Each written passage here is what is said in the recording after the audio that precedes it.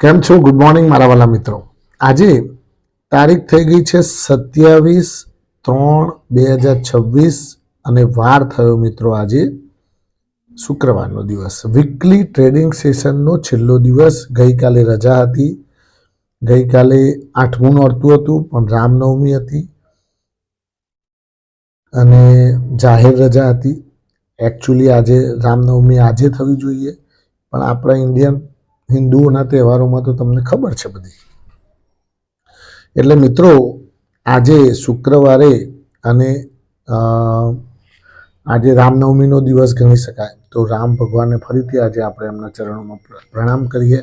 એમના બર્થડેમાં આપણે કઈ રીતે સહભાગી થઈએ અને એમને કેટલા વંદન કરીએ, જેટલા યાદ કરીએ એટલા ઓછા છે.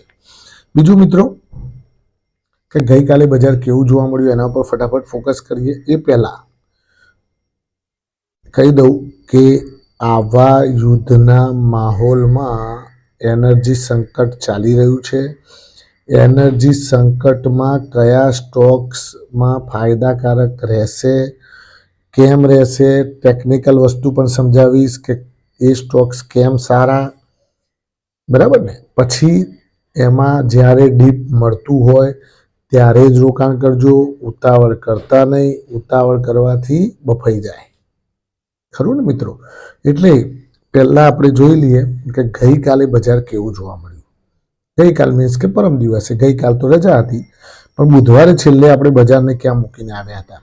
તો નિફ્ટી મિત્રો 394 અંકના વધારા સાથે 23,306 અંક બંધ જોવા મળી અને સેન્સેક્સ પણ 1205 અંકના વધારા સાથે 75,273 અંક બંધ જોવા મળ્યો. હવે વાત કરીએ FII-DIIની એક્ટિવિટીની. તો FIIએ 1805 કરોડ રૂપિયાની કેશ માર્કેટમાં વેચવાલી કરી અને DIIએ શું કર્યું મિત્રો? 5429 કરોડની કેશ માર્કેટમાં ખરીદારી કરી. કોન્ટ્રાસ્ટ અને પાછું 3 ગણું, ખરું મિત્રો. હવે વધનારા શેરો ઘટનારા શેરો પર ફોકસ કરી લઈએ. તો વધનારા શેરોમાં મિત્રો PCBL કેમિકલ, બહુ બધા જબરદસ્ત તેજી ચાલતી હતી. મિડ કેપ, સ્મોલ કેપ બધા ચાલતા હતા. PCBL કેમિકલ 15.7%ની તેજી, ત્રિવેણી એન્જિનિયરિંગ 10%ની તેજી, બિરલા કોર્પોરેશન 9.2%ની તેજી, દીપક ફર્ટિલાઇઝર 8.5%ની તેજી, ગોડફ્રે ફિલિપ્સ 8.3%ની તેજી, સિટી યુનિયન બેંક 7.4%ની તેજી અને બાલકૃષ્ણ ઇન્ડસ્ટ્રીઝ 7.3%ની તેજી. આ બાલકૃષ્ણ ઇન્ડસ્ટ્રીઝ શું છે અમુક કોઈને ખબર નહીં હોય તો કહી દઉં. બાલકૃષ્ણ ઇન્ડસ્ટ્રીઝ, બાલકૃષ્ણ ટાયર આવે છે, એ ટાયર કંપની છે મિત્રો, આ ધ્યાન રાખજો. હવે એથર ઘટનારા શેરો પર ફટાફટ ફોકસ કરી લઈએ. તો એથર ઇન્ડસ્ટ્રીઝ 5.4% ઘટ્યો, ટ્રાઇડન્ટ 2.7% ઘટ્યો, આલ્કલિન એમિન કેમિકલ મિત્રો 2.7% ઘટ્યો અને વર્ધમાન ટેક્સટાઇલ 2.1% ઘટ્યું. આ બધી વાત થઈ ગઈ બુધવારની એક્ટિવિટીની કે બુધવારે આપણે છેલ્લે ક્યાં મૂકીને બધું આવ્યા હતા. તો હવે મિત્રો વાત કરીએ તો આજનું બજાર. આજે ગિફ્ટ નિફ્ટી આપણને બતાવી રહી છે કે લગભગ 150 અંકના ઘટાડા સાથે ખુલશે. પાછું નિવેદનો ઇધર ઉધર ચાલવા માંડ્યા છે. ટ્રમ્પ ભાઈ કે આમ, પેલા ભાઈ કે આમ, ઈરાનવાળા. હવે મોદી સાહેબ પણ આજે વિડીયો કોન્ફરન્સ સાથે બધા જ મંત્રીઓ, જેટલા પણ મુખ્યમંત્રીઓ હોય બધા રાજ્યોના, એમની સાથે વિડીયો કોન્ફરન્સથી વાતચીત કરવાના છે. એમની મિટિંગ છે, વિડીયો કોન્ફરન્સ મિટિંગ છે આજે. એમાં જે પણ એનર્જી સંકટ છે એના વિશે આજે થોડી ચર્ચા વિચારણા કરશે મિત્રો. હવે બીજું કહીએ તો બજારની અંદર આપણા ત્યાં હજુ ગઈકાલે સરકારે જાહેર કર્યું કે 60 દિવસ હજુ પણ આપણી પાસે ચાલે એટલો પેટ્રોલ ડીઝલનો જથ્થો છે, એટલે ગભરાવાની જરૂર નથી. લોકો પેનિક ખોટા કરતા હોય છે, પેટ્રોલ પંપ ઉપર પડાપડી કરતા હોય છે અને પેટ્રોલ પંપ ઉપર જાણે મળવાનું ના હોય એમ ટાંકું ઉભરાઈ જાય એટલું પેટ્રોલ વેડી નાખે અંદર, ખરું ને? એટલે આ બધું કરવાની કંઈ જરૂર નથી. બીજું કે અત્યારે મિત્રો આવા માર્કેટની અંદર એનર્જી સંકટ જ્યારે હોય, પેટ્રોલ ડીઝલ જ્યારે ક્રાઇસિસમાં ચાલતું હોય, આગળ હોર્મુઝ સ્ટ્રેટથી પેટ્રોલ ડીઝલ આવતું ન હોય, આપણા જહાજો અમુક ત્યાં રોકાયેલા છે, હજુ ત્યાં ટ્રાફિક થઈ ગયું છે હોર્મુઝ સ્ટ્રેટ ઉપર, તમને ખબર ના હોય તો કહી દઉં. આપણે જેમ અહીંયા રિલીફ રોડ ઉપર ટ્રાફિક થાય છે ને, એવો ટ્રાફિક ત્યાં હોર્મુઝ સ્ટ્રેટમાં થઈ ગયો છે. બધો જહાજો આવીને પડ્યો છે ઢગલાબંધ, પણ જવા માટે જગ્યા નથી, જવા દેતા નથી. આઈને ઉભો રહ્યો હોય.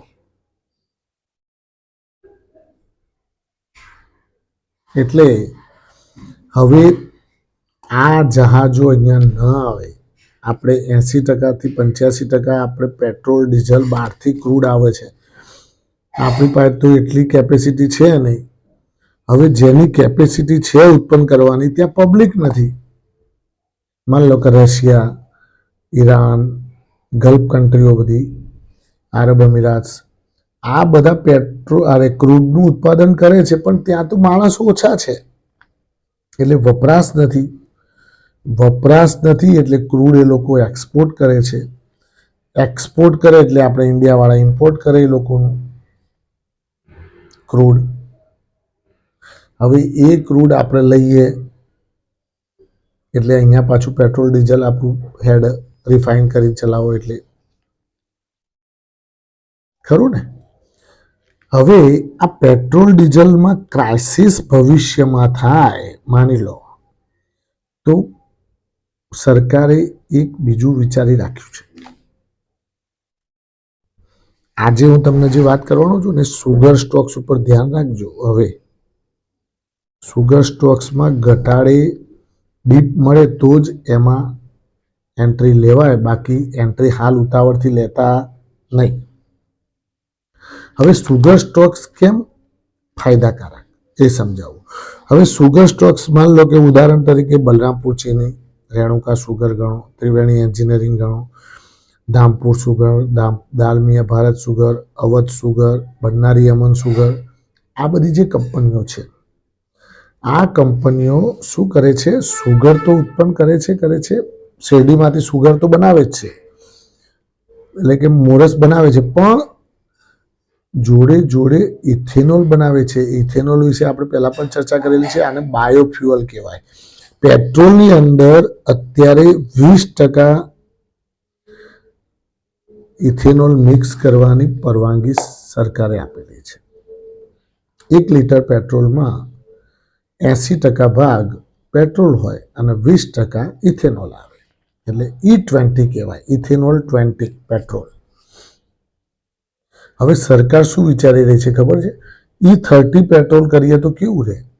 આવા અનુરોધ આવવા માંડ્યા છે.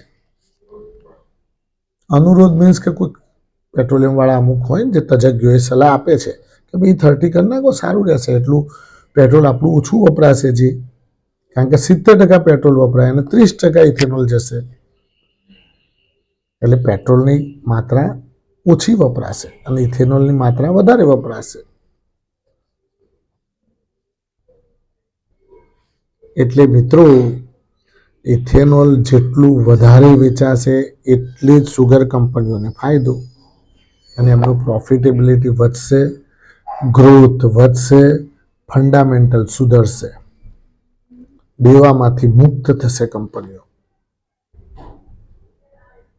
ખરું ને? એટલે આવી બધી ધ્યાન રાખી શકાય મિત્રો. બીજું કે અત્યારે પેટ્રોલ ડીઝલ ક્રાઇસિસ જ્યારે વર્લ્ડમાં ચાલતું હોય ત્યારે ઇલેક્ટ્રિક વ્હીકલ ઉપર વધારે લોકો ધ્યાન આપે છે, એટલે ઇલેક્ટ્રિક વ્હીકલના સ્ટોક્સ હોય એના ઉપર પણ ધ્યાન રાખી શકાય.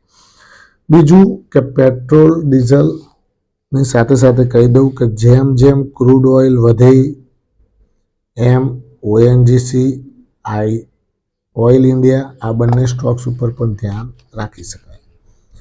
આ બધા કરસ્પોન્ડન્સ સ્ટોક્સ છે મિત્રો. આ કરસ્પોન્ડન્સ સ્ટોક્સની અંદર તમે ધ્યાન રાખતા રહેજો અને એની અંદર અત્યારે કમાણી કરવાના ચાન્સીસ છે. બીજું કે કોલ ઇન્ડિયા અને એનટીપીસી અત્યારે ગરમી વધારે પડવા માંડશે.